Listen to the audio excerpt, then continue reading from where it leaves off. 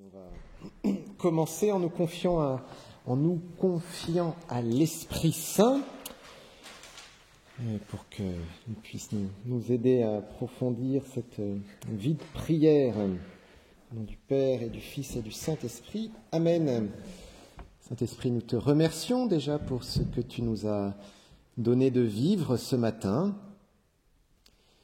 pour ce que tu as dit à notre cœur, pour ta présence, pour ton action, et nous t'invitons à continuer ton œuvre en nous. Nous voulons te dire que nous voulons ouvrir notre cœur à ta présence, à ta parole, à ton œuvre en nous. Oui, nous voulons te donner toute la place. Alors viens la prendre.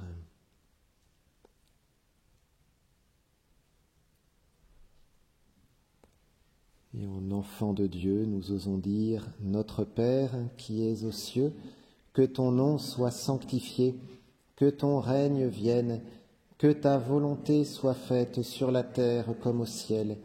Donne-nous aujourd'hui notre pain de ce jour. Pardonne-nous nos offenses, comme nous pardonnons aussi à ceux qui nous ont offensés. Et ne nous laisse pas entrer en tentation, mais délivre-nous du mal. » Au nom du Père et du Fils et du Saint-Esprit. Amen. Voilà, ce matin, on a essayé de voir un peu le fondement de toute prière qui est déjà de se rendre compte que Dieu nous aime et qu'il nous précède et que nous essayons de lui répondre et d'entrer en dialogue avec lui. Cet après-midi, on va rentrer vraiment dans l'aspect très concret, comment prier concrètement et comment essayer de faire entrer quelques minutes de prière dans nos vies bien chargées, bien remplies. Mais juste avant, il y a quand même une chose que j'aimerais aborder, c'est la dimension de la louange. Vous vous rappelez ce matin, je vous disais que Origène, pour lui, la prière chrétienne, il y avait merci, pardon, s'il te plaît, et puis cette dimension de louange, d'adoration. Et puis on avait complété avec la dimension d'écoute, mais donc cet aspect de la louange. Louange particulièrement importante, parce que si vous prenez votre feuille de ce matin, texte 4, topo 1 suite, texte 4, Saint-Augustin, voici ce que nous dit Saint-Augustin sur ce que nous ferons au ciel. Donc c'est un petit scoop, qu'est-ce qu'on va faire au ciel?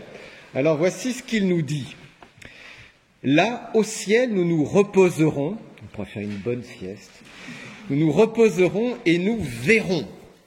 Nous verrons Dieu, Nous verrons et nous aimerons et nous louerons. C'est là ce qui sera à la fin sans fin. C'est quasiment les dernières phrases de son grand livre, La Cité de Dieu. Et voyez, donc on va se reposer, ok, on va voir Dieu, on va l'aimer, et il ajoute encore quelque chose au-dessus, on va le louer. Comme si finalement la louange, il n'y avait pas plus grand que cela, et comme si la louange allait remplir notre vie au ciel. Alors la louange, je ne sais pas quelle est votre expérience dans la louange, je pense que vous avez tous pris l'un ou l'autre chant un peu joyeux, type Emmanuel ou comme ça. Peut-être avez-vous pris un temps de louange où là justement on va prendre un certain nombre de chants comme cela. En fait, quel est le but et quel est l'objet? L'objet, c'est de louer Dieu, de le chanter, pour le remercier de ce qu'il fait, mais plus que cela, le remercier juste d'être, d'exister. Seigneur, on te rend grâce, parce que tu fais de belles choses dans notre vie, mais tout simplement parce que tu es là, tu existes. Je pense que dans un couple, c'est un peu la même chose. Vous n'êtes pas en train de vous dire écoute, je t'aime bien parce que tu me rends tel et tel service, et puis ça, et puis ça, et puis ça. Juste, je suis heureux que tu sois là. Je suis heureux que tu existes. Ta présence, ton existence, ta vie fait ma joie. Louer Dieu, c'est un peu la même chose. C'est juste lui dire Seigneur, ton existence, c'est ma joie. Et alors, ce qui est très, très important dans la louange, c'est qu'en fait, vous voyez, j'évoquais donc cet échange d'amitié ce matin, hein. Merci, pardon, s'il te plaît, mais on peut être encore un peu dans du donnant-donnant. La louange, là, c'est juste gratuit.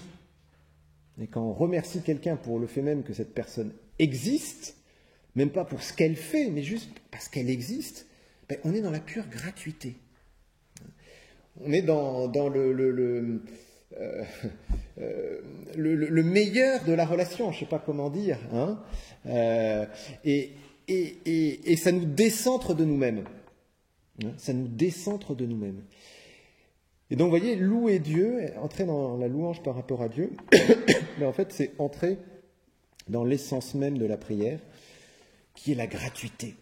Hein, qui est la gratuité, qui est un échange d'amour, mais pas juste, bon, ben, Seigneur, je t'aime parce que faut que moi j'ai besoin de ça, ça et ça, donc voilà, hein, mais juste parce qu'on est content d'aimer Dieu, et parce qu'on sait qu'il nous aime, voilà, tout simplement. Hein.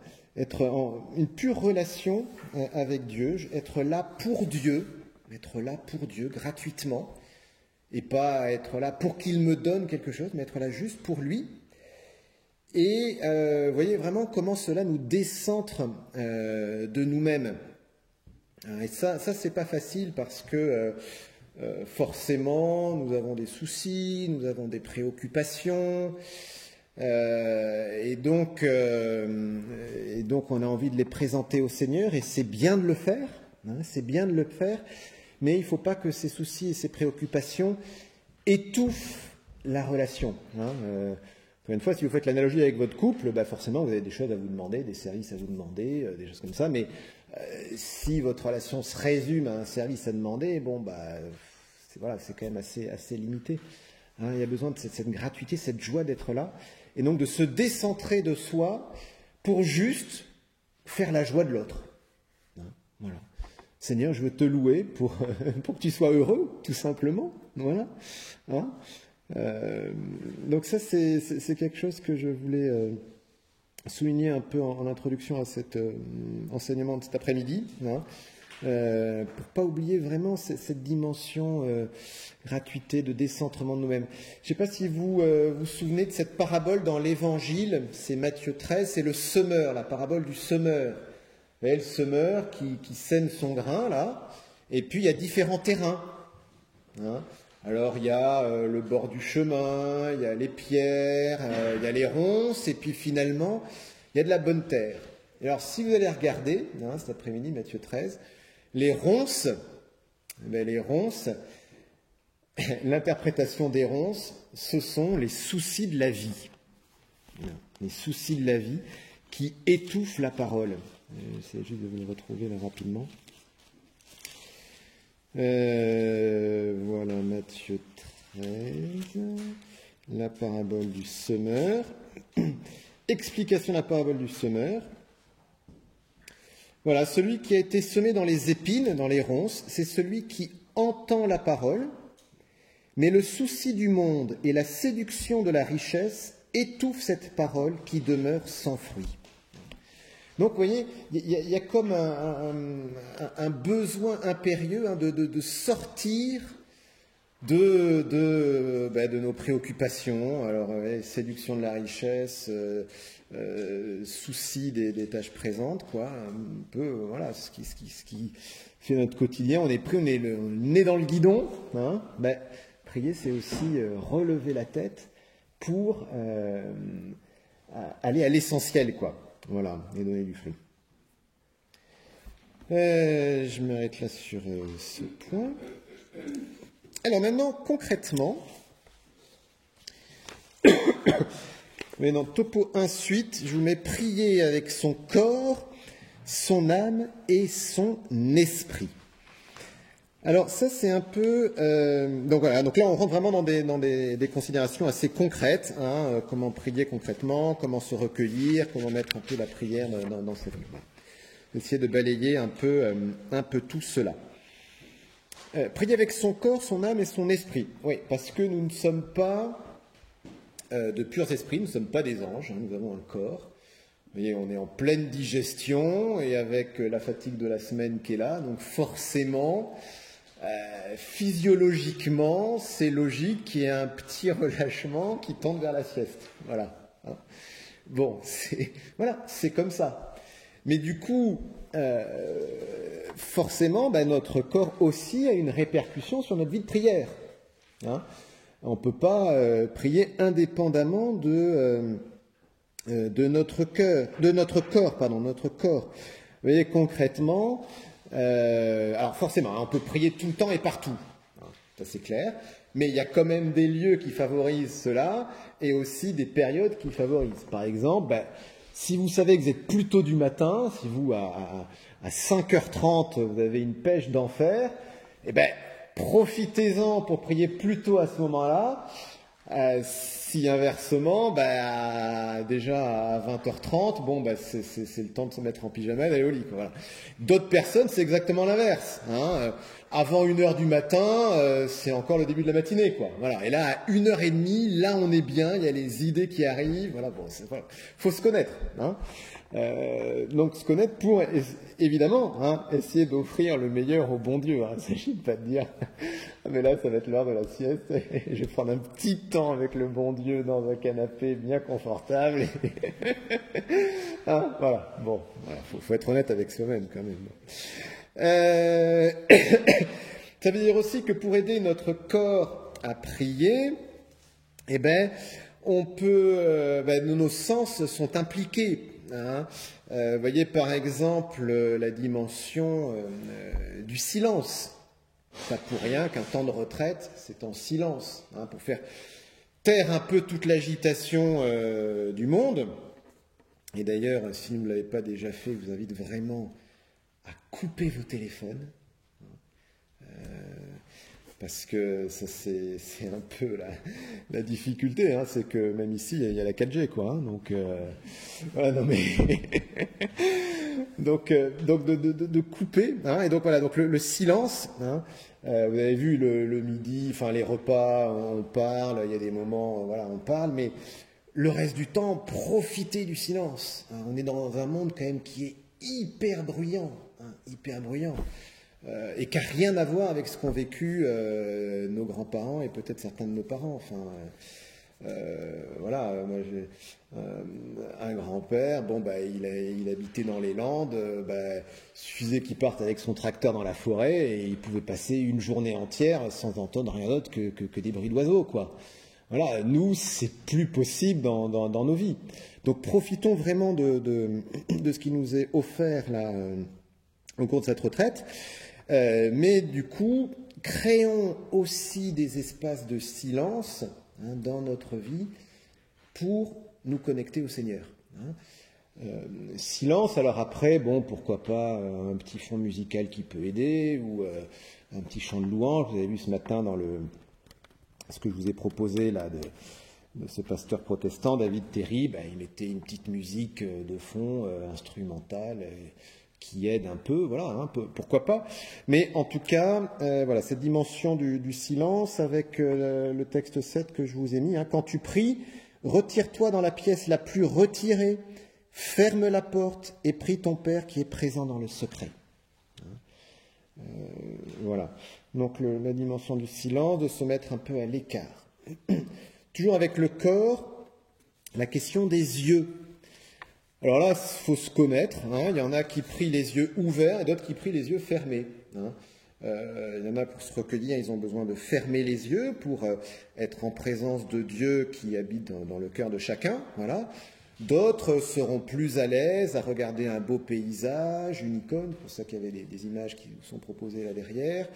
À regarder le Saint-Sacrement, je ne sais pas s'il est exposé, à regarder le tabernacle, enfin j'en sais rien, mais voilà, là faut se connaître, et en tout cas que cela nous aide à prier. Si on sait que on a plutôt un regard baladeur et donc du coup très distrait, au contraire, se focaliser soit sur une image, soit au contraire fermer les yeux. Inversement, si en fermant les yeux, tout de suite je commence à imaginer la prochaine destination de vacances et la plage et tout ça, peut-être que du coup je vais les ouvrir pour fixer quelque chose. Enfin, bon, vous voyez un peu, hein, là il faut que chacun un peu se connaisse. La position aussi, toujours avec le corps. Une position qui aide à prier, alors ça peut être à genoux, ça peut être assis. La position allongée, elle n'est pas forcément à exclure. Quand on est malade, on prie dans la position dans laquelle on est, hein, mais c'est sûr que... vous voyez, l'idée, c'est que le corps m'aide à prier, sans qu'en même temps, je passe toute ma prière à penser à mes genoux qui me font mal. Hein. C'est sûr que me mettre à genoux peut vraiment m'aider à me dire, mais ouais, je suis devant toi, Seigneur, tu es mon Dieu, et donc vraiment aider à me recueillir, hein, et en même temps, voilà, une position qui ne fasse pas forcément mal non plus, qui ne fasse pas dormir non plus. Pour se calmer, alors un petit truc pour se calmer.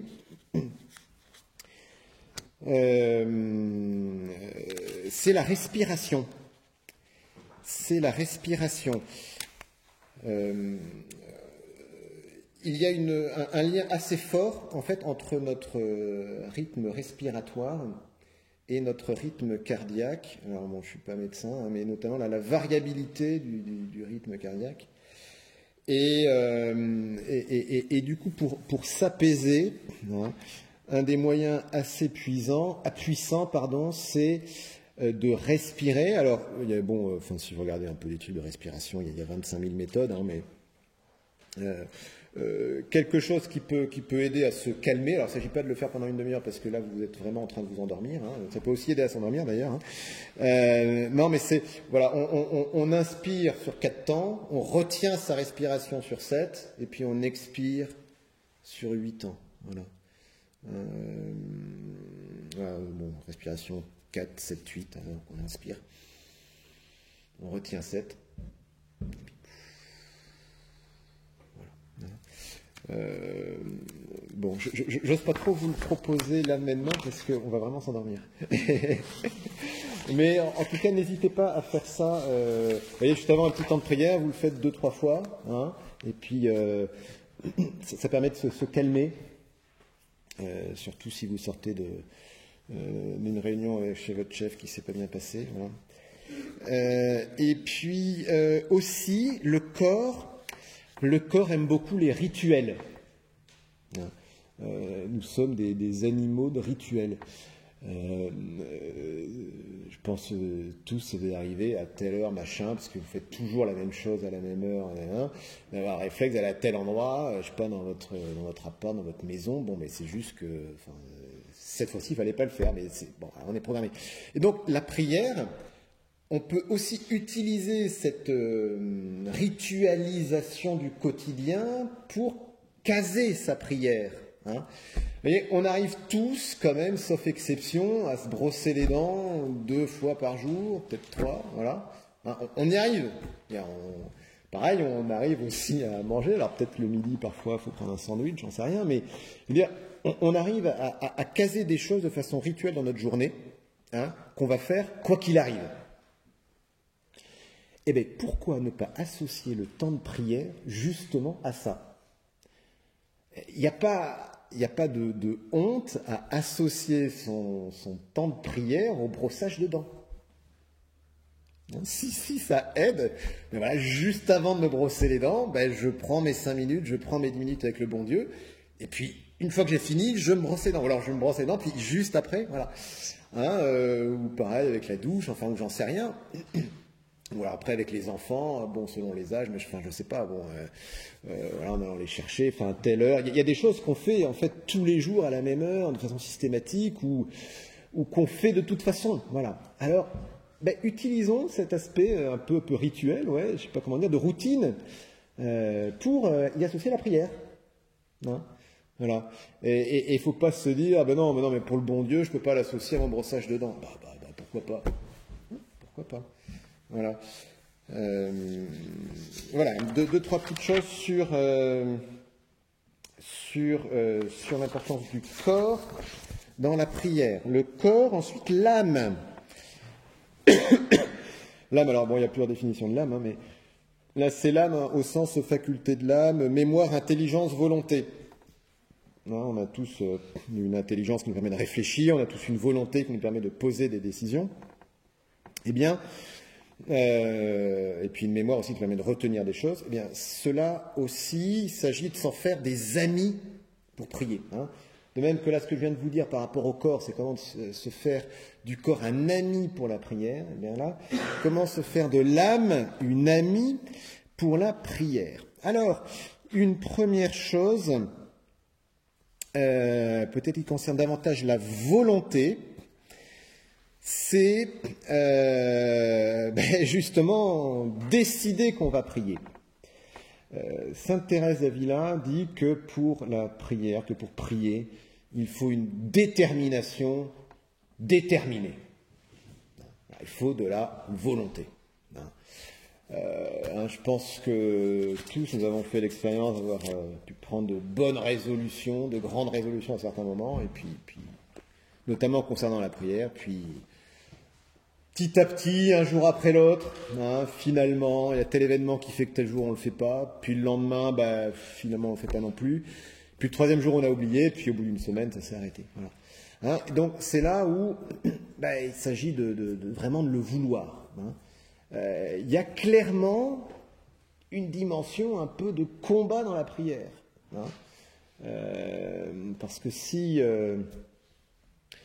le bon Dieu, évidemment, veut nous soutenir sur ce chemin, il y a aussi l'adversaire qui n'a qu'une envie, c'est qu'on ne prie pas. Et puis nous-mêmes, on navigue un peu entre deux eaux par rapport à ça. Donc vraiment, engager notre volonté pour prier, faire un acte de volonté, faire aussi un acte de volonté, vous voyez, par rapport un peu à tout ce qui nous habite quand on va prier. Je viens de vous parler là de la respiration pour se calmer un peu, le silence extérieur qui est important pour donner un bon cadre, mais on peut être dans un silence extérieur et avoir une agitation intérieure extraordinaire. Donc il y a aussi comment je calme un peu mes pensées. Comment je calme mes pensées. Mais déjà, pour calmer mes pensées, il faut déjà le vouloir. Est-ce que je préfère ressasser tel problème? Est-ce que je préfère commencer à programmer mes prochaines vacances, je ne sais pas trop où, ou est-ce que j'ai vraiment cette volonté de me tourner vers Dieu?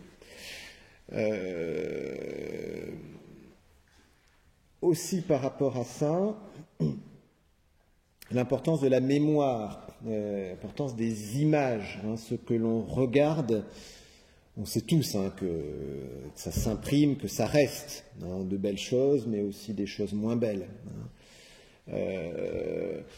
C'est sûr que c'est difficile d'aller prier juste après avoir regardé un film ou une série. Alors même si la série elle est très bien, c'est pas. Mais c'est juste que forcément, on se met en prière, il y a tout le film, toutes les images là qui vont revenir. Donc aussi, vous voyez, par rapport à ça. Et puis du coup, s'entraîner aussi à regarder de belles choses, et puis à regarder le Saint-Sacrement. Si là où vous êtes, vous avez une église où il y a Jésus, le Saint-Sacrement qui est exposé, n'hésitez pas à passer du temps à le regarder, parce que c'est vraiment se laisser regarder par la tendresse de Dieu, qui nous purifie, et je pense aussi qui purifie notre imagination, et aussi des choses peut-être moins belles qu'on a pu regarder. Heureux les cœurs purs, ils verront Dieu.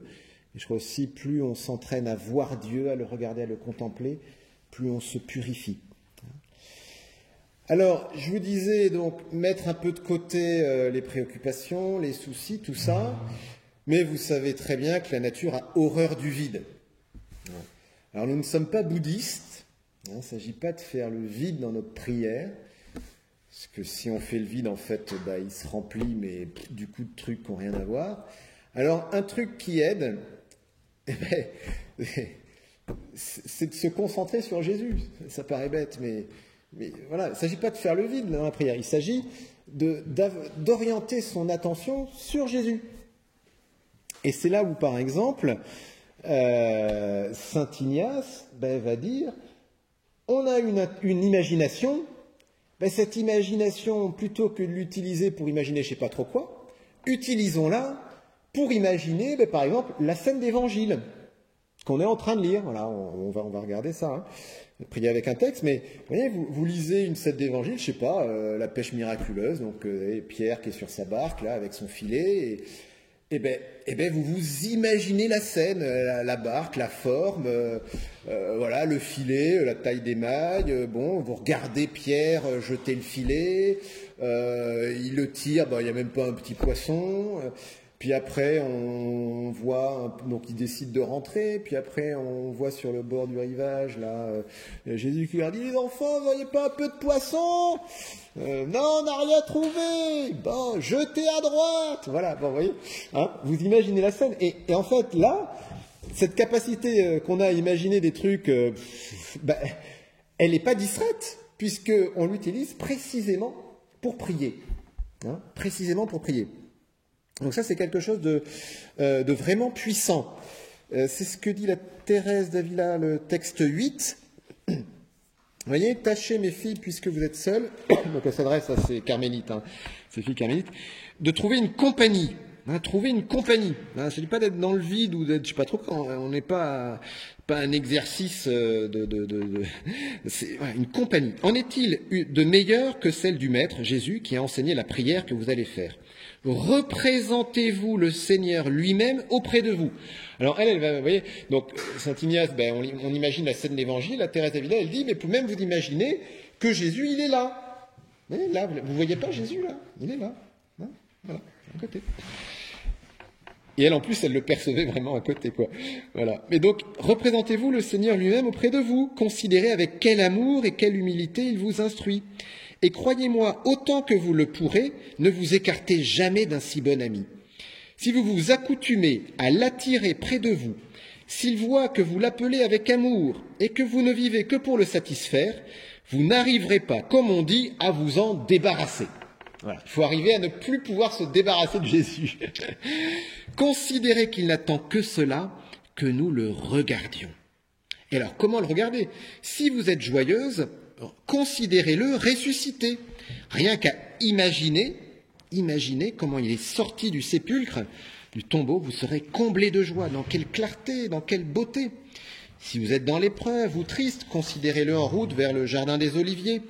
Quelle profonde affliction dans son âme, puisque lui, l'endurance même, il l'exprime et s'en plaint. Voilà. Vous voyez, donc elle invite à méditer, à imaginer, à s'imaginer Jésus, s'imaginer une scène d'évangile, et puis, vous voyez, même elle va dire, mais imaginez Jésus selon l'état dans lequel vous êtes.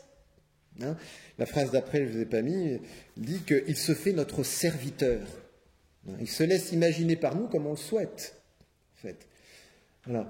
Et donc, vous voyez, cette relation vivante, hein, où tout ce qu'on est nous aide à entrer en relation avec Jésus, avec notre corps, mais aussi notre âme et donc notre capacité à vouloir, parce que oui, on veut prier, on le décide, on l'a mis dans l'emploi du temps, hein, et en même temps aussi avec notre intelligence, notre capacité d'imagination pour entrer en relation avec lui. Voilà. Alors, ensuite, si vous tournez la page 4, méditez un texte, priez avec un texte. Alors ça, c'est juste un peu pour rassembler un peu ce que je viens de vous dire et puis le développer un petit peu. Donc un peu concrètement, hein, comment prendre un temps de prière. Alors là, donc, je vous propose comment prendre un temps de prière avec un texte biblique. Hein. Ça, c'est vraiment une valeur sûre. Hein. Pour prier, prenez un texte biblique. Ça peut être l'évangile du jour, mais ça peut être autre chose, une lecture suivie, enfin, j'en sais rien.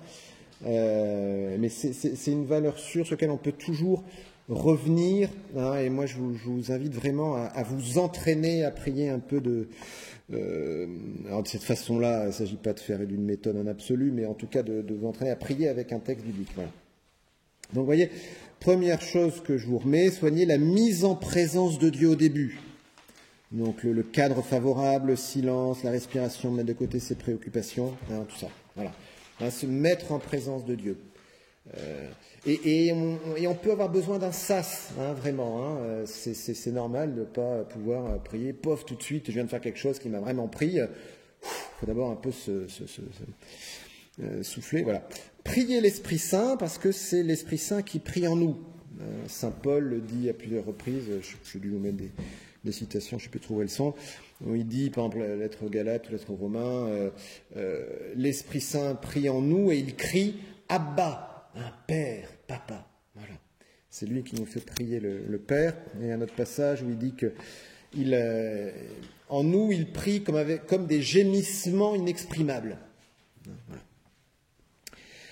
Voilà. Donc, lire le texte ensuite, donc prier l'Esprit Saint, voilà, prier l'Esprit Saint, lire et relire lentement le texte, se laisser toucher par l'une ou l'autre phrase, et alors s'y arrêter autant de temps qu'elle me nourrit.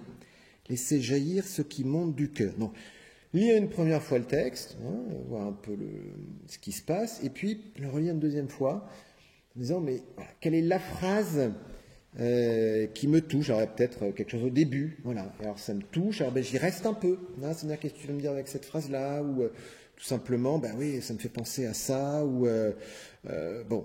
Et puis, une fois qu'elle ne me dit plus rien, je continue un peu le texte, et de nouveau une autre phrase. Ensuite, ensuite ou avant ou pendant, hein, après chacun fait évidemment comme il le sent, ne pas hésiter à s'imaginer la scène, le paysage, les personnages, les paroles, les actions, s'imaginer soi-même dans la scène. Alors là, on peut en profiter, comme une petite souris, comme un disciple, on peut même se prendre pour Jésus, hein, c'est l'occasion. Voilà, on peut vous imaginer comme Jésus. Comme Jésus qui parle aux apôtres, qui, je sais pas, bon, bref, voilà. Mais donc, s'imaginer dans la scène d'évangile, ne pas avoir peur de rester en silence, à simplement regarder Jésus, à l'écouter, à l'aimer. Hein, ce matin, dans le petit quart d'heure, là, donc était enregistré, hein, on est resté en présence de Jésus à partir d'une phrase. Voilà, c'est une phrase. Donc rester en silence, simplement à le regarder, à l'écouter, à l'aimer.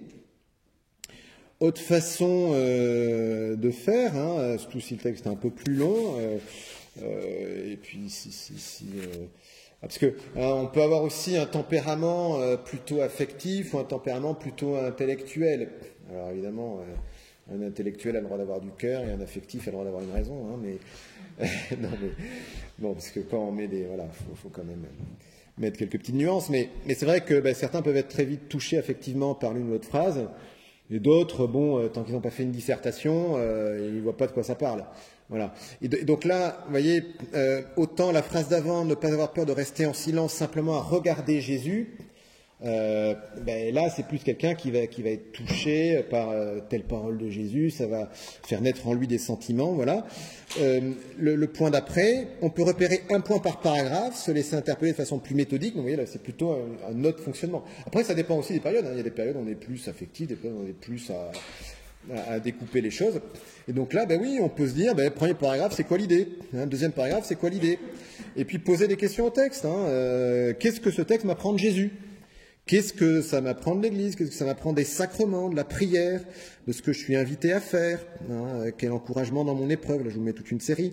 Que dois-je convertir en moi? Quelle raison de louer le Seigneur? Quelle espérance pour l'avenir, pour l'éternité? Voilà. Hein, plein de questions qu'on peut poser au texte, un peu pour entrer dans sa signification, et puis de ce que ça me dit à moi. Faire des actes de foi, alors ça c'est important, hein, on en reparlera demain, un peu toutes les difficultés de la prière, mais voyez, acte de foi, Jésus, tu es là même si je ne te sens pas. Parce que, oui, et j'aurais peut-être dû commencer par ça, si on décide de prier, il faut se fixer une durée de prière, quoi. Hein. Parce que si on se dit, je vais prier, puis je verrai bien quand j'en aurai marre, ça peut être au bout de 30 secondes, quoi. Voilà. Donc, l'idée, vous voyez, c'est quand même de se dire, Seigneur, je t'offre 10 minutes, je t'offre un quart d'heure, je t'offre 20 minutes. Voilà. Hein. Et là, ça veut dire que je commence à 14h50 et je termine pour 20 minutes à 15h10. Voilà. Et tant que 15h10 n'a pas sonné, je reste là. Hein. Je reste là parce que même si je ne sens pas forcément grand-chose, je pose cet acte de foi que Dieu est là, qu'il transforme mon cœur, qu'il me touche, hein, même si moi je ne ressens pas grand-chose. Hein. Rappelez la définition de l'oraison par Thérèse Avila, un échange intime d'amitié où on s'entretient souvent seul à seul avec ce Dieu dont on se sait aimer. On sait que Dieu nous aime là, et on ne le sent pas forcément, et alors dans ce cas-là, je fais un acte de foi. Jésus, tu es là. Hein. Tu es là, je ne te sens pas, mais je crois que tu es là, et ce temps, je te l'offre. Et puis, s'il y a des distractions, tout simplement revenir. Hein, revenir. On peut être très distrait dans la prière, hein, parce que, oui, on a un petit moulin intérieur, et c'est comme ça, et il n'y a rien de pécamineux dans la plupart des cas. Hein, mais toujours revenir, quoi. Je me rends compte que je suis en train de partir aux Bahamas, et je reviens à Saint-Hugues-de-Biviers, dans l'oratoire. Seigneur, je suis là pour toi. Ok ? Voilà, se sentir libre, c'est un échange d'amitié. Hein. Les points que je vous donne là, sont des pistes. Hein. Après, chacun les explore un peu selon ce qu'il est. Et puis, toujours rester le temps que je me suis fixé à l'avance. Hein. C'est la preuve de ma bonne volonté pour aimer Jésus. Ça, je crois que c'est important. Vraiment, rester jusqu'au bout. D'une part parce que jusqu'à la dernière seconde il peut se passer quelque chose, et puis surtout parce que je l'offre au Seigneur. Hein, c'est un cadeau que je lui fais. C'est vraiment un cadeau que je lui fais. Voilà. Alors,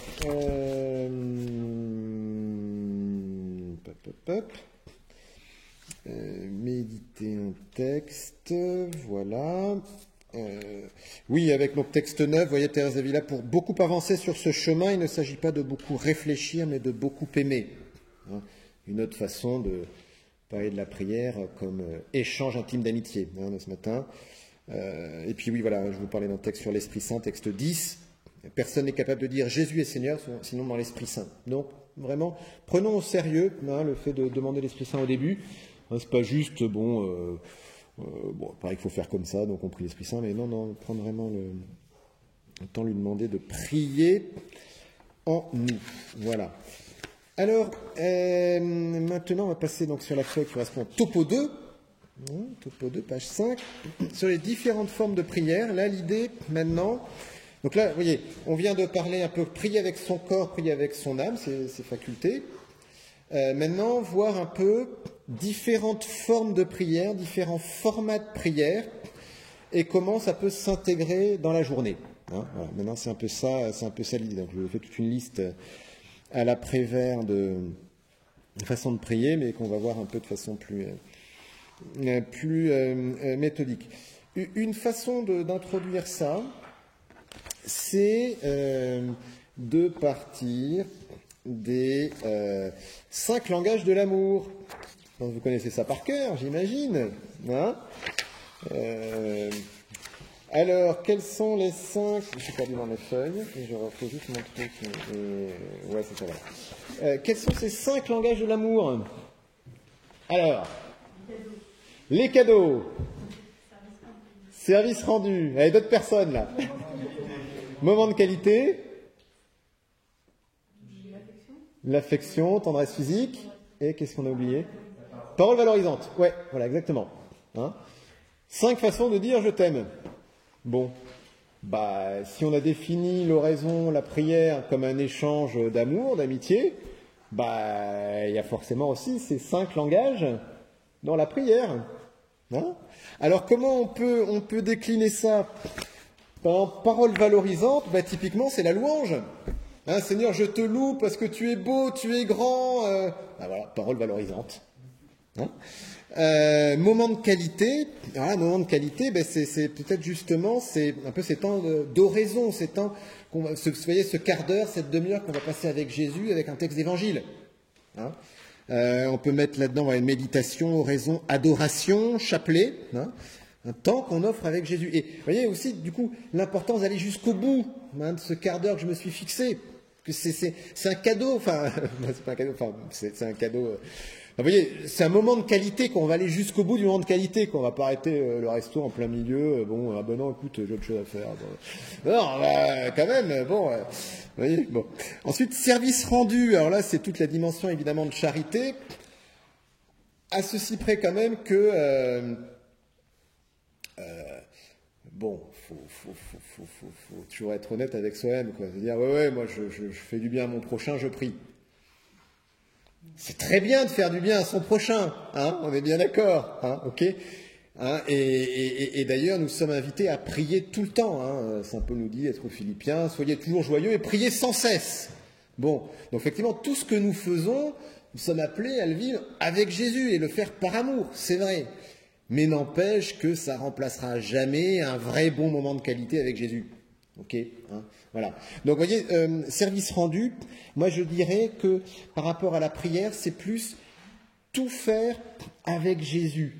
Essayer de le mettre un peu au quotidien dans les petits actes concrets. Je vous donnerai quelques exemples, mais pour en donner juste un là maintenant. Il y a des gens qui se disent, bah, chaque fois que j'ouvre une porte, j'appuie sur la poignée, que je la tourne, ben je pense à Jésus. Ou sinon, je sais pas, le matin, alors je sais pas le nombre de portes qu'on ouvre par jour, mais je peux vous dire, ça fait vraiment rentrer Jésus dans la journée. Ou autre chose, le matin, vous arrivez dans votre bureau, vous ouvrez votre ordinateur, et ben le moment, en attendant que l'écran s'allume, que vous rentriez votre mot de passe et compagnie, ben, vous pensez à Jésus. Hein, voyez, voilà. Hein, comment un peu dans le quotidien, et puis donner du sens à ce que l'on fait, le faire en présence de Dieu. Service rendu, c'est sûr qu'un service rendu, pour que ça soit un langage de l'amour, c'est pas juste j'ai passé l'aspirateur parce qu'il fallait bien que quelqu'un passe l'aspirateur.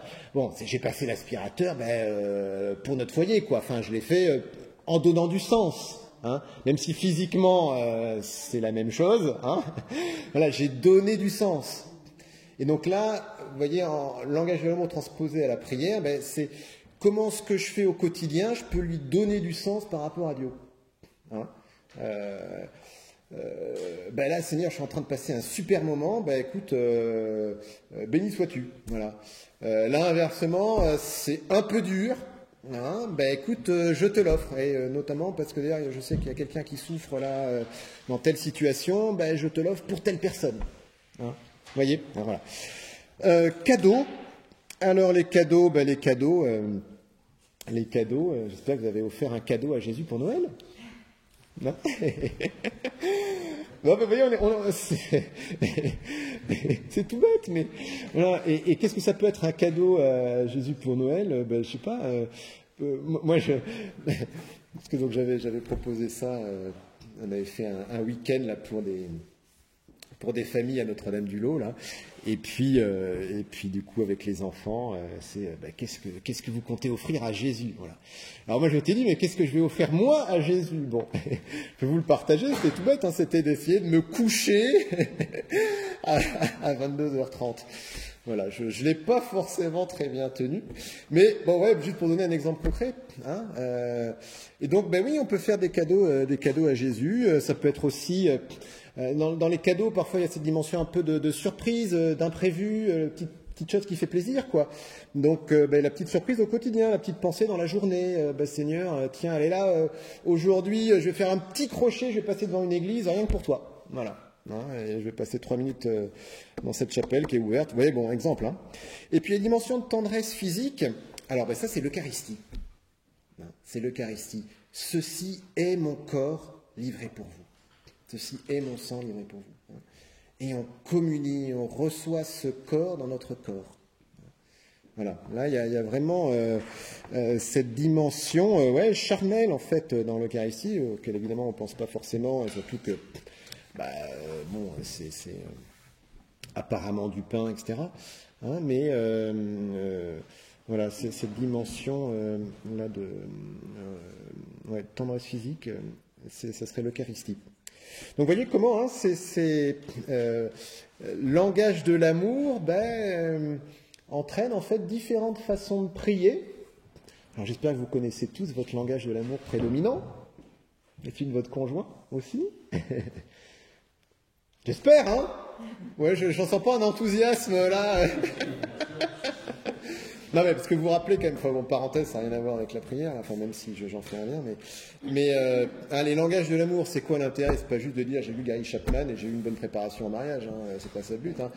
Le but, c'est pourquoi, enfin, c'est de savoir s'exprimer dans le langage de l'amour de l'autre, qui peut ne pas être du tout le mien, voilà.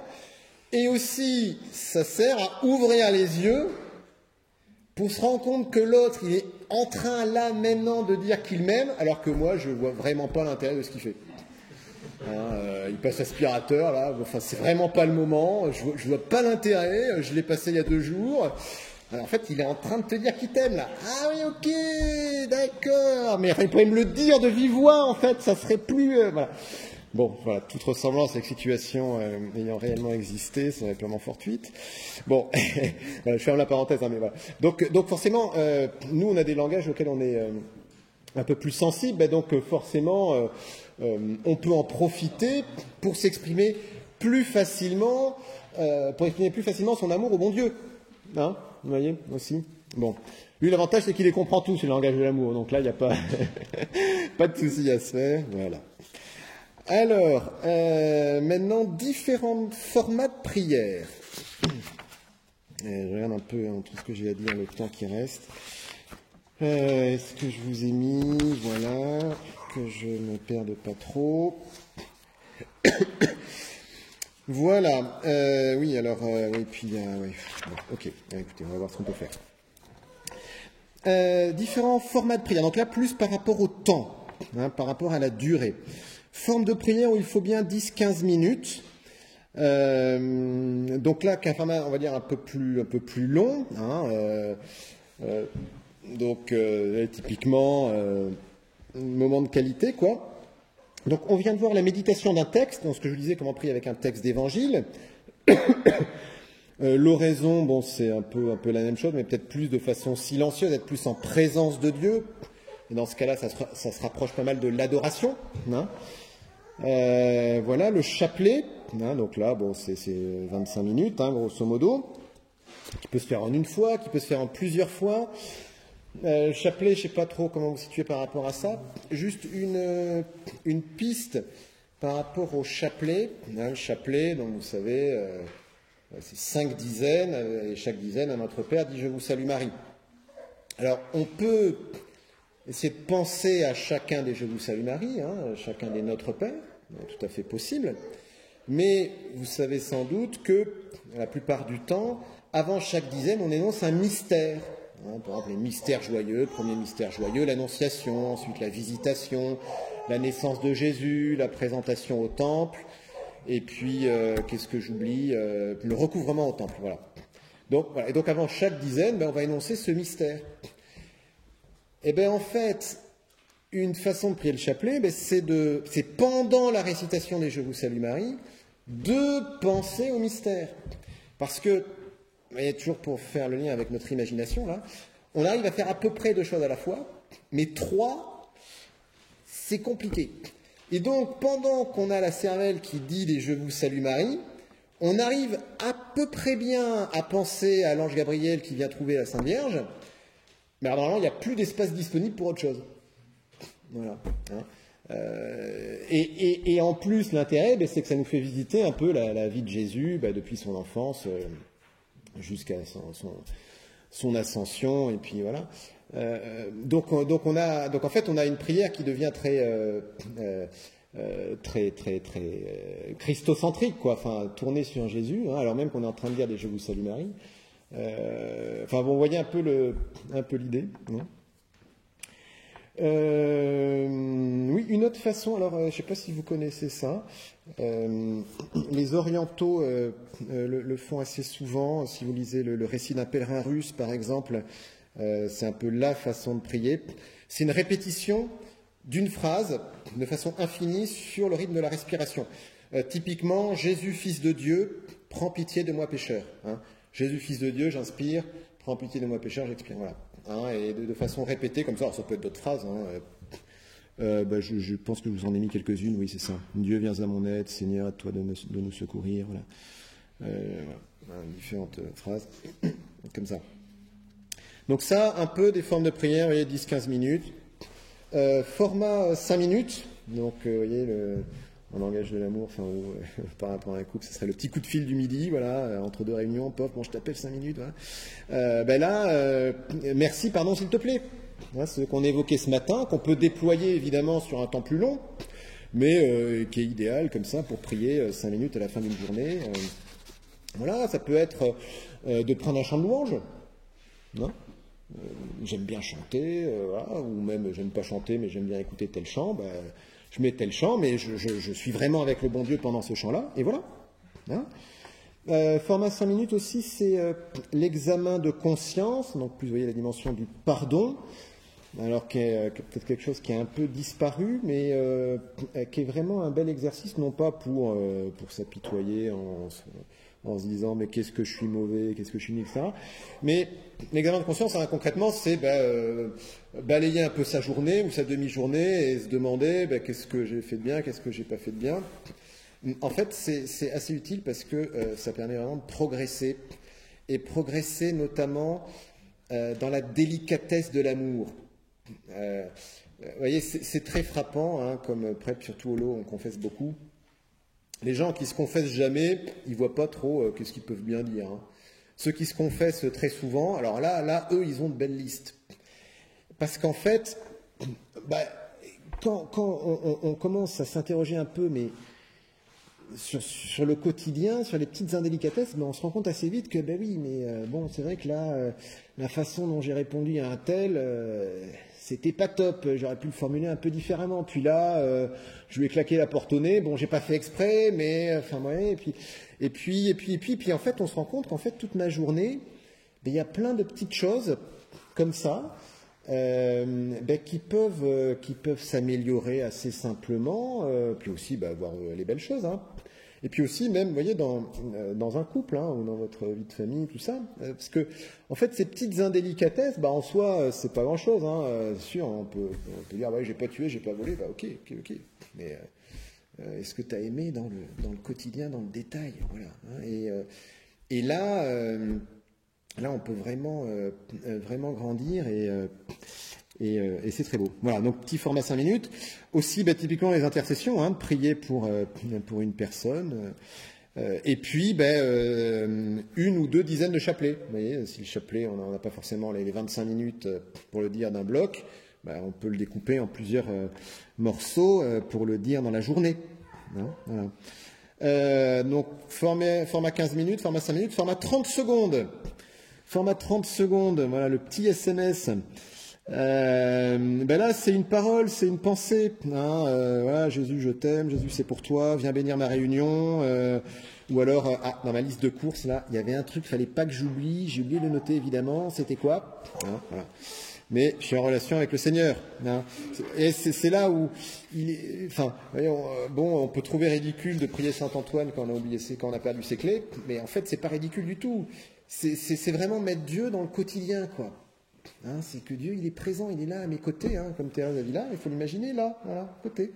Hein, et donc, Jésus, mes clés, au fait, je les ai mises où hein, vraiment quelque chose de vivant, quoi.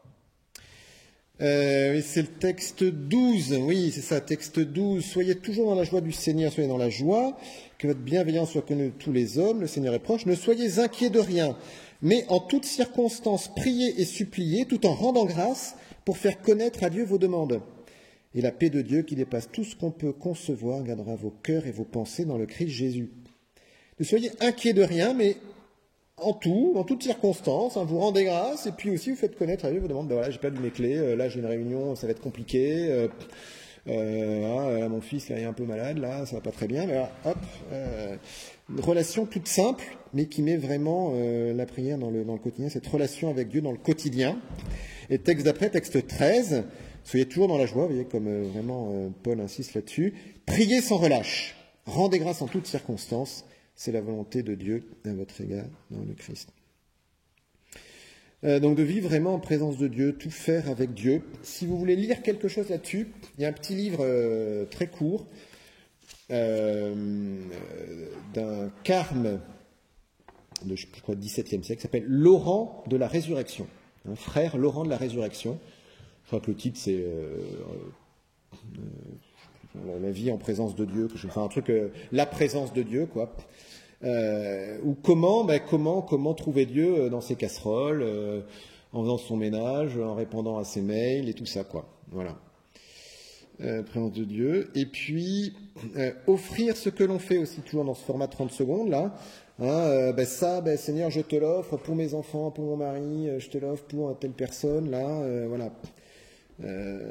Et ça, l'associer à des choses concrètes. Je vous disais, ouvrir une porte, allumer son ordinateur, se laver les dents, prendre sa douche, se mettre au lit, en sortir. Parmi les prédicateurs Pulse, là, il y en a un, le père Dominique Serx, qui est un carme. Lui, il parlait de faire oraison dans sa douche, en prenant sa douche, en imaginant l'Esprit Saint qui coule, là. Voilà. Alors après, si vous passez une demi-heure à faire oraison, c'est pas très laudato si, comme on dirait maintenant, mais vous voyez, c'est vraiment cette idée de mettre ça dans le concret, quoi. Mettre dans le concret. Voilà. Quand prier dans la journée, prier dans la journée, prier en couple, en famille. Alors, il y a un psaume qui dit qu'on prie 7 fois par jour. Enfin bref, c'est-à-dire tout le temps, quoi. Non, mais bon, vous voyez, ne jamais se lever le matin sans faire un signe de croix, ni s'endormir sans un « Je vous salue Marie », quoi. Bon, voilà. Le matin, on se confie au Seigneur, et le soir, idem. Évidemment, il y a des tonalités différentes selon les moments. Alors, vous vous rappelez aussi ce que je vous disais, qu'on est plutôt du matin, on est plutôt du soir. Le matin, c'est un peu merci pour ce nouveau jour, amen pour ce qu'il va être. Seigneur, je te l'offre, je ne sais pas ce qu'il va être, ce nouveau jour, mais je veux le vivre avec toi. Et puis, Esprit Saint vient m'aider à vivre tout ce que j'ai à faire dans la journée. Le matin, vous voyez, c'est un peu l'espérance, texte 14, là, Romains 5,5. L'espérance ne déçoit pas, puisque l'amour de Dieu a été répandu dans nos cœurs par l'Esprit Saint qui nous a été donné. Donc on est dans l'espérance pour le jour qui naît. Milieu du jour, la pause déjeuner, ça peut être un moment d'ailleurs où on peut avoir un peu plus de temps, parce que, je sais pas, là où on est, là où on bosse, il y a une bonne pause. Alors une fois qu'on a avalé son sandwich, il peut rester un peu de temps pour prier, par exemple. Les repas, alors évidemment il y a le bénédicité. Alors c'est sûr qu'en entreprise c'est pas forcément évident. Au nom du Père et du Fils, bon. Voilà, mais c'est pas parce qu'on fait pas extérieurement le signe de croix qu'on ne peut pas avoir une petite pensée pour le bon Dieu au début et à la fin du repas. Avant chaque action importante, vous voyez, confier une réunion difficile au Seigneur juste avant la réunion, c'est aussi poser un acte de foi, que Dieu agit. C'est aussi prendre acte de cette phrase de Jésus, Jean 15,5, « Sans moi, vous ne pouvez rien faire ». Il a dit rien, pas vous pouvez vous brosser les dents, ça va. Non, même se brosser les dents, on ne peut pas le faire sans Jésus. Vous ne pouvez rien faire. Et donc, c'est normal qu'à chaque instant de la journée, on ait besoin de se tourner vers le Seigneur pour lui demander son aide. Et du coup, ça aide aussi à accepter ses limites, parce que mes limites, oui, je suis limité, oui, c'est sûr, mais le bon Dieu est là. Et le soir, alors je vais rendre grâce, remercier pour ce qu'on a vécu, ça rejoint la gratitude que je vous développais un peu ce matin. Relire la journée, les belles choses, les choses moins belles, savoir demander pardon aussi à l'autre. Voilà. Et puis tout ça, donc essayer de le caser en l'associant à des choses concrètes. Moi, je crois vraiment à ça. C'est important donc de voir, et quitte à parfois créer cette routine. Hein, et moi, il y a des gens qui me disent, donc ils rentrent du boulot, en fait, sur le chemin, je sais pas, il y a une église ou je sais pas trop quoi, ils vont faire leur petit quart d'heure juste avant de rentrer à la maison. Voilà, parce qu'ils savent que dès qu'ils ont franchi le seuil de la porte, c'est juste légèrement agité. Ou inversement, d'autres qui vont dire, non, moi je rentre chez moi, mais je demande à ce que pendant un quart d'heure, on me laisse tranquille. Voilà, ça suppose d'être en bonne entente avec évidemment l'époux ou l'épouse, et puis aussi de pouvoir lui rendre ce petit quart d'heure à un autre moment, hein, pour que l'autre puisse le faire. Mais bon, de réfléchir un peu à cela. Hein. Évidemment, les trajets, hein, que ce soit en voiture, en transport en commun, ça peut être vraiment l'occasion. Vous savez qu'il y a des applications pour ça. Il y a des tas de choses, mais par exemple, prix en chemin. Je ne sais plus qui fait ça, je crois que c'est les jésuites d'ailleurs. Ça, hein. Donc là, vous avez votre appli, vous appuyez sur le bouton, vous mettez vos écouteurs et vous priez 15 minutes. Voilà. Je crois que c'est l'évangile du jour, commenté, un petit chant. Il y a l'Emmanuel aussi qui fait quelque chose dans ce goût-là avec un mail. Enfin bon, il y a plein de. Enfin, si vous cherchez un peu, hein, il y a plein de choses. Mais donc, de ne pas hésiter à utiliser un peu ces temps morts, hein, plutôt que d'écouter France Info, vaut mieux écouter Prier en chemin. Voilà. Pour le moral, c'est bien meilleur. Voilà. Puis il y a aussi pas mal de radio chrétiennes quand même, hein, radio catho. Par exemple dans la voiture, hein, c'est des louanges. Bon, ça peut aider à se mettre. Il y en a aussi qui ont des chapelets enregistrés. Voilà, donc ça permet de. Bon, voilà, faut trouver un peu de choses. Je détaille pas beaucoup plus. Un mot sur la prière de couple.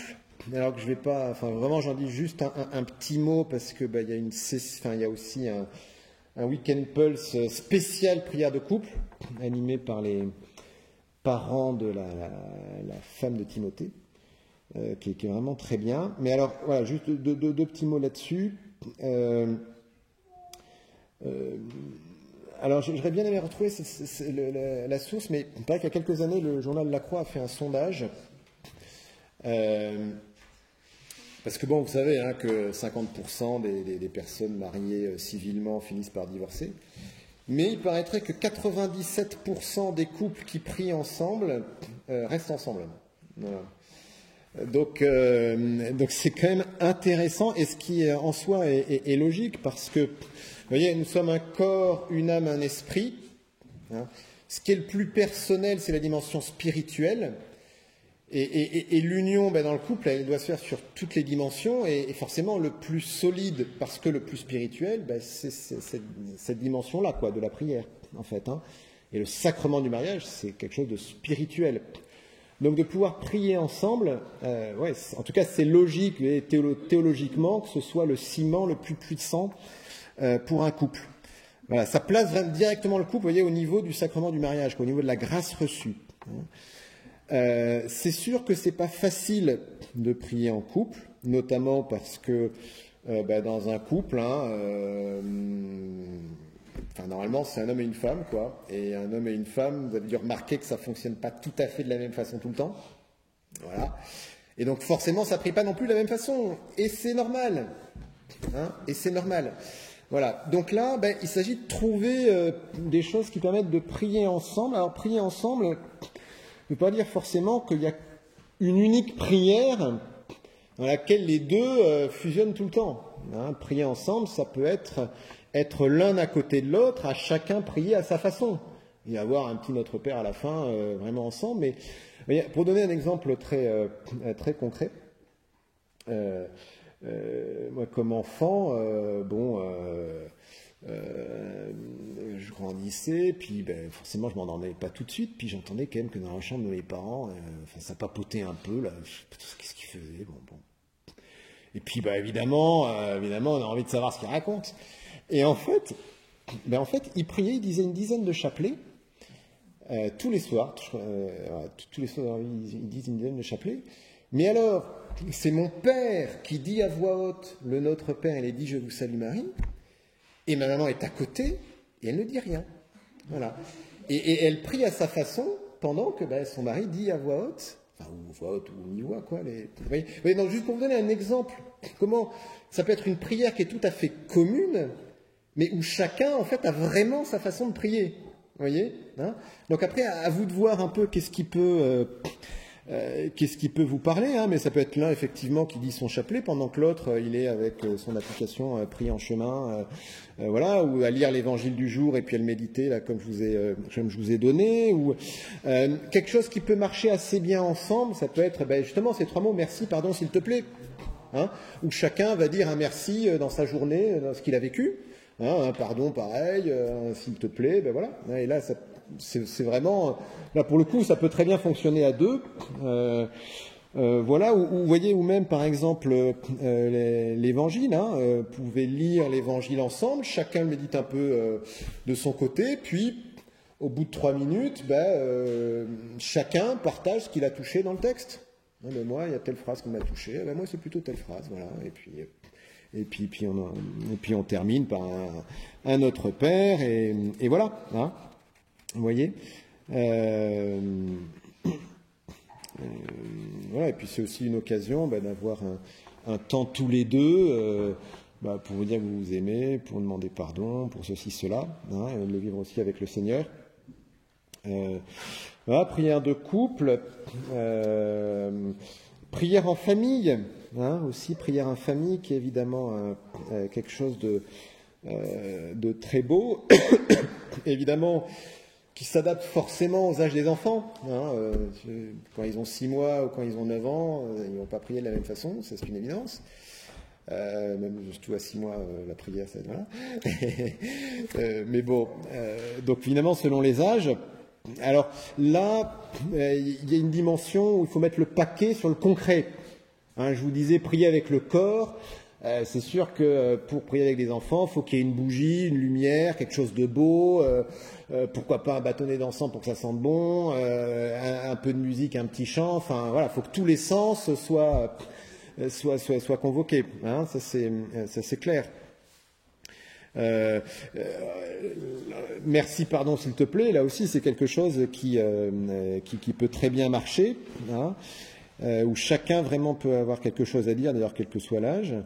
Et puis avec une dimension, alors après, fait ce que l'on peut, parce que ça peut être un défi, hein, la prière en famille, mais que autant que possible, ça puisse être un bon moment. Vous voyez, un moment de tendresse familiale, et pas hey, mets-toi là, et tu te tais, machin, et puis tu vas en prendre. Bon, si c'est ça la prière en famille, bon.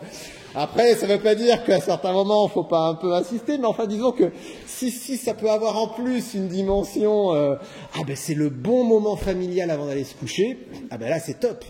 Hein. Et c'est top. Et je crois qu'il y a un vrai enjeu, hein, à sortir de la prière du devoir de bon cateau, quoi. Hein, c'est pas... Bon, c'est sûr qu'il y a des moments, c'est un devoir parce qu'on n'y sent rien et que c'est pour le bon Dieu qu'on le fait, mais ça, on a le droit de vivre ça comme un bon moment. Hein, non mais vraiment, quoi. Un bon moment agréable. Hein, et on a le droit d'être dans un bon fauteuil. Jésus, je vais passer un bon moment avec toi.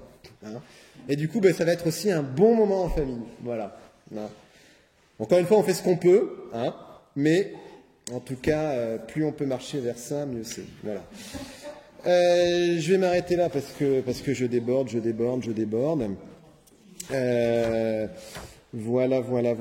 Voilà. Alors, quelques pistes pour prier cet après-midi. Oui, puis pour vous présenter un peu comment se passe l'après-midi. Alors, pour prier concrètement, peut-être déjà. Oui, parce que donc, vous avez vu, hein, dans l'emploi du temps de prière, ensuite goûter, très important. Puis réconciliation, temps d'écoute, repos, confession, tout ça, jusqu'à 18h. Donc en gros, vous voyez, vous avez une grande plage, là, jusqu'à 18h.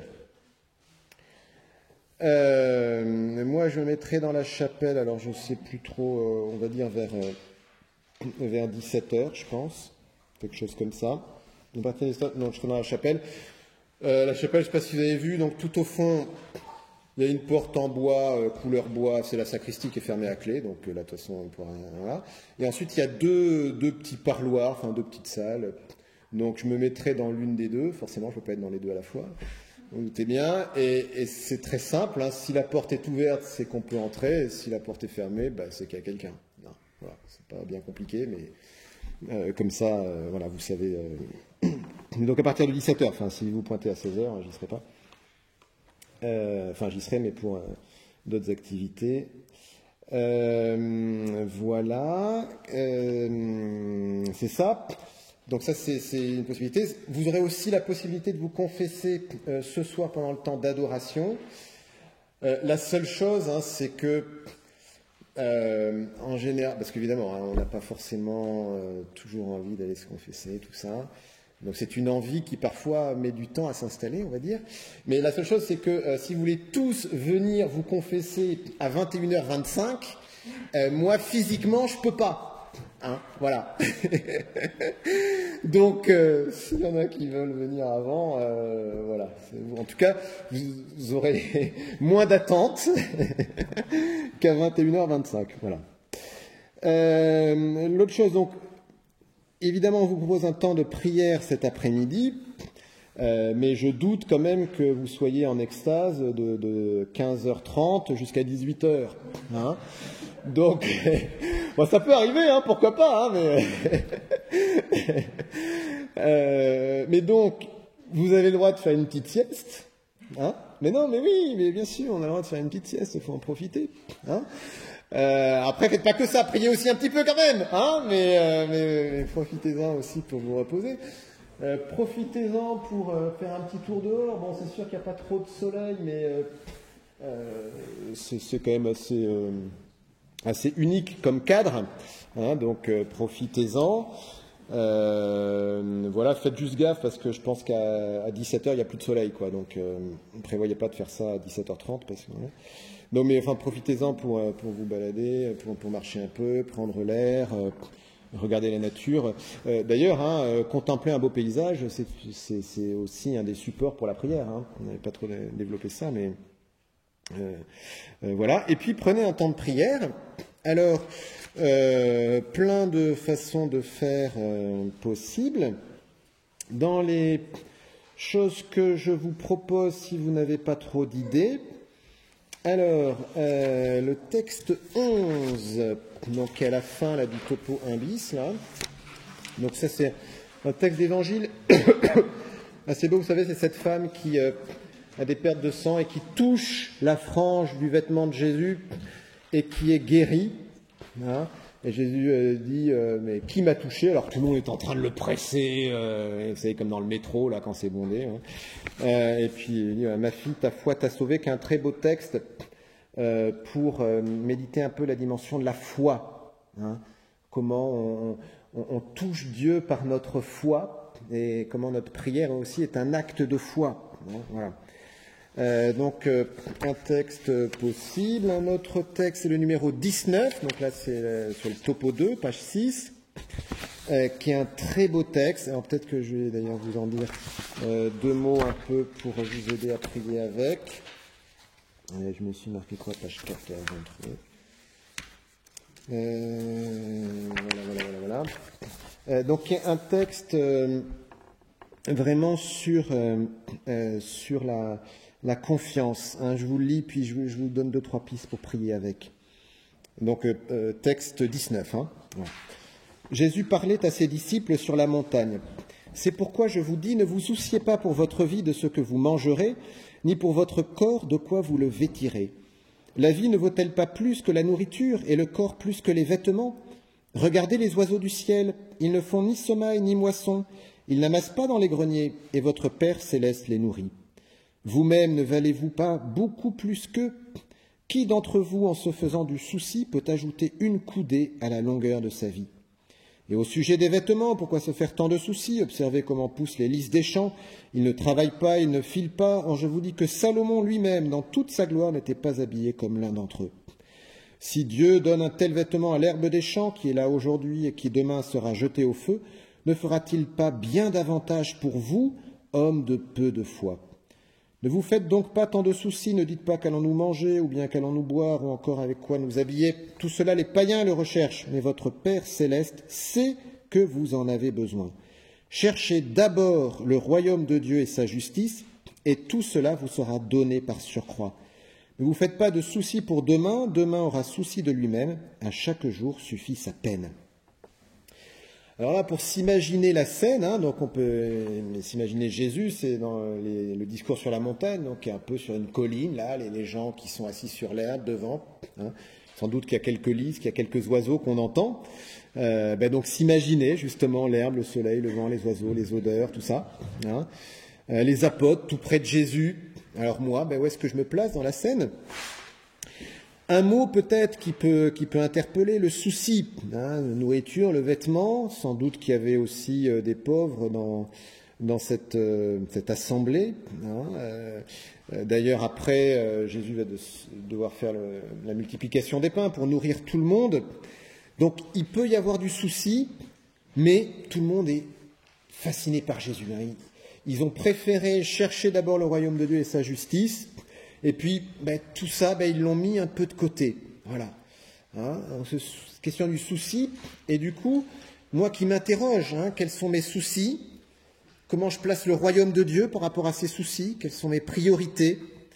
Ignace dit dans les critères de discernement, qu'est-ce que j'aimerais avoir voulu faire à l'heure de ma mort ? Voilà. Donc, comment je me place par rapport à cette dimension de l'éternité ? Et puis aussi, je peux ne pas me faire aussi... Un des fondements au fait que je n'ai pas besoin de me faire de soucis, c'est que j'ai expérimenté que Dieu prend soin de moi. Donc comment donc là, peut-être, je vais prendre un temps de gratitude, de remercier le Seigneur. Oui, tu as pris soin de moi là, là et là. Donc effectivement, Seigneur, je veux te faire confiance pour telle situation. Je sais que tu as agi dans une autre. Voilà. Et puis pour terminer, peut-être une résolution de confiance ou qu'est-ce que je peux faire pour mettre davantage le royaume de Dieu et sa justice à la première place. Voilà, et pour terminer, peut-être regarder Marie, comment Marie a fait confiance à l'Annonciation. Tu vas être la mère du Messie. Voilà. Quelques pistes un peu pour prier ce texte, en tout cas que je trouve très beau, puis qui peut illustrer un certain nombre de choses qu'on a pu voir ensemble. Voilà, le texte précédent, le texte 18, c'est le Notre Père. Quand on demande à Jésus comment prier, il répond le Notre Père. Alors ça peut être l'occasion aussi de se confronter à ce texte, on connaît par cœur, on ne sait même plus d'ailleurs ce qu'il y a dedans, de le lire vraiment. Voilà, quelques pistes ou d'autres choses et tout ce que l'Esprit Saint vous inspirera.